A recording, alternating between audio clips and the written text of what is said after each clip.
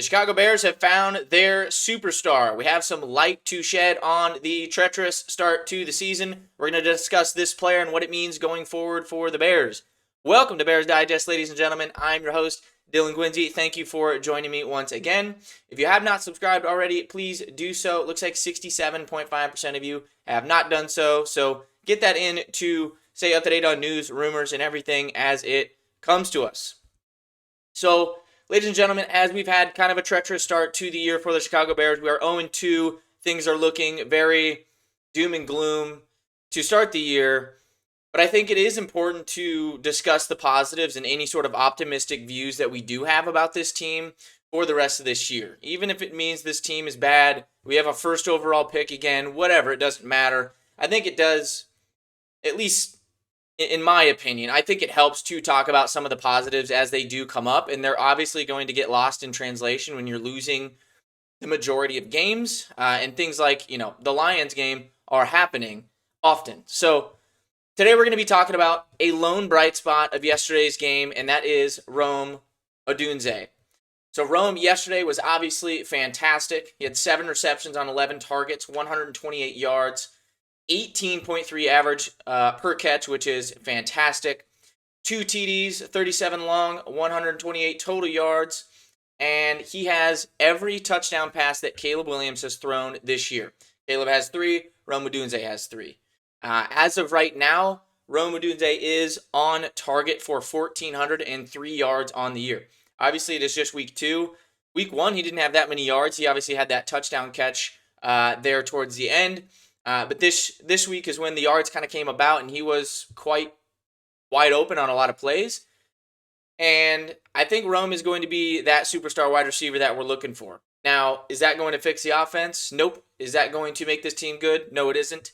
But I think having that piece and having that solidified piece to this offense going forward is going to be huge. I think Ben was kind of testing this out, and he's going to continue to do so throughout this year to see if DJ Moore is in the future plans, because as it looks right now, we're going to need a lot of help in other places on this roster, and we're going to have to spend money in other areas, and DJ Moore's contract is probably going to be one of those that they could look to offload down the future.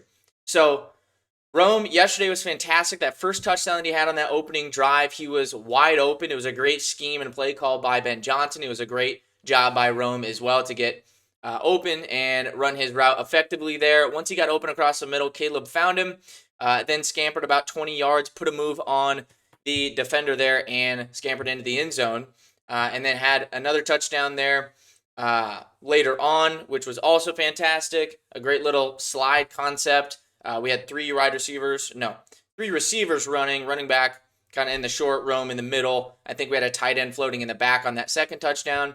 And we kind of had everybody sliding to that one left side of the field. And Caleb kind of found that arm slot to get it into an open Rome Odunze for that touchdown. So that connection building between those two is a huge positive sign for Chicago and this offense. And going forward, you're going to look for that to continue, because this is something that they need to build on and be sure of going into future seasons and everything like that. So Rome Odunze, fantastic performance yesterday against Detroit. I think he's going to be that wide receiver 1 that we are looking for. He has all the intangibles. It's just a matter of him putting everything together, and the situation proving itself as well with Caleb and Ben loving him as well and asserting him into that role and giving him those targets. I think this is big for Chicago because all the talk right now is how they're not using any of their early round picks. And they're going to need to do that shortly or pretty soon, because not having Colston Loveland out there running routes and getting targets it's a tragedy, because you drafted him 10th overall and he needs to be out there doing that. Tyler Warren is succeeding over there in Indianapolis because why? They're using him. They're not using Colston. This isn't on Colston. He's a phenomenal athlete. They have to put him in positions to succeed and give him routes. And then Caleb needs to throw him the ball as well. Caleb has consistently not really utilized the tight end, and I think Ben really wants to utilize the tight end. Well, when those two things differ, Ben can call a play that could go to a tight end, or a tight end is running a route, but Caleb could pass off on that if he's not comfortable with throwing it to the tight end, or if he just doesn't like that look.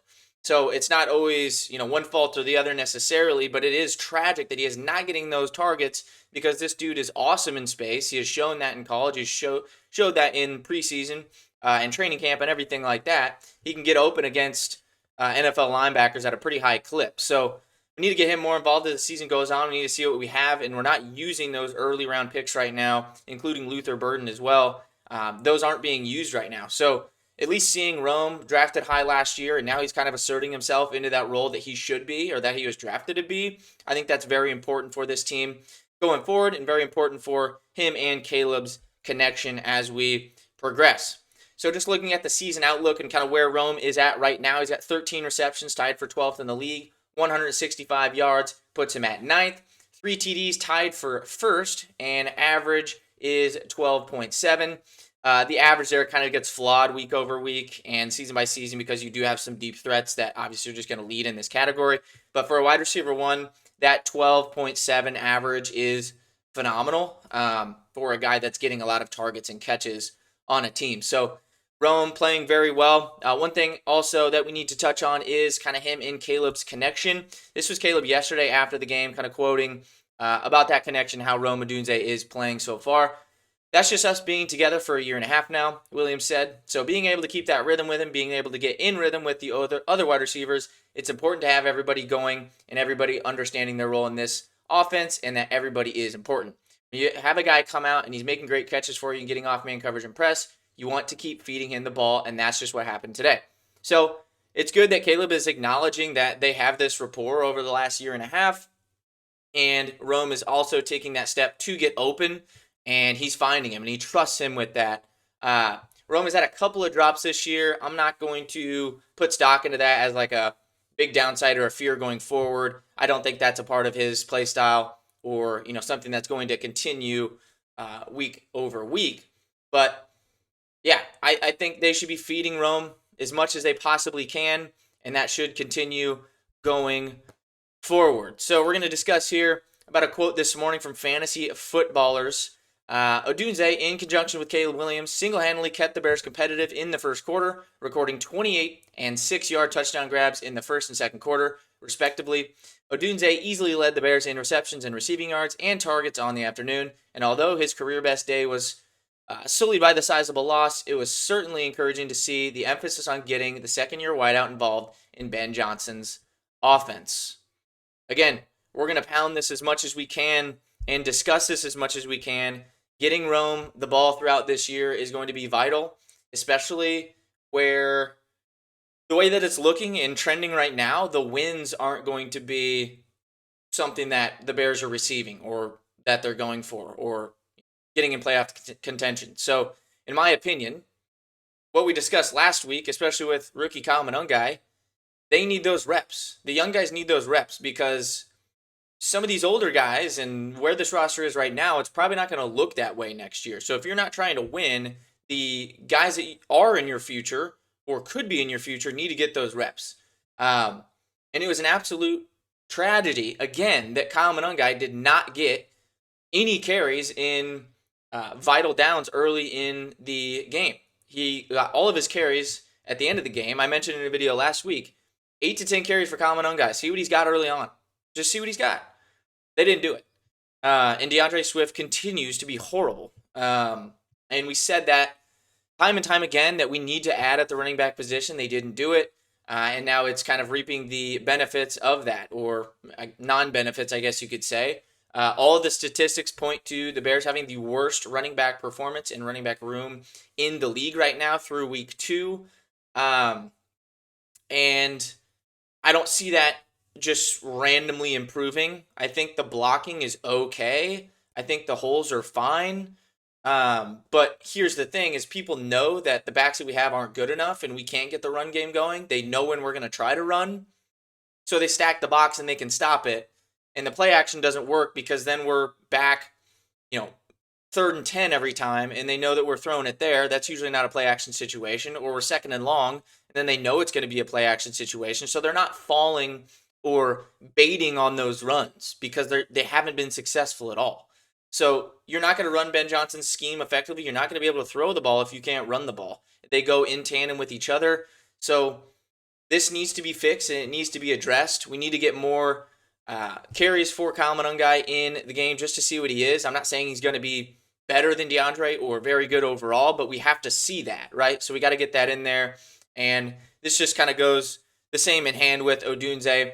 I think they just need to feed him so he can get all of the experience that he possibly can. Pad those stats this year. I don't even care.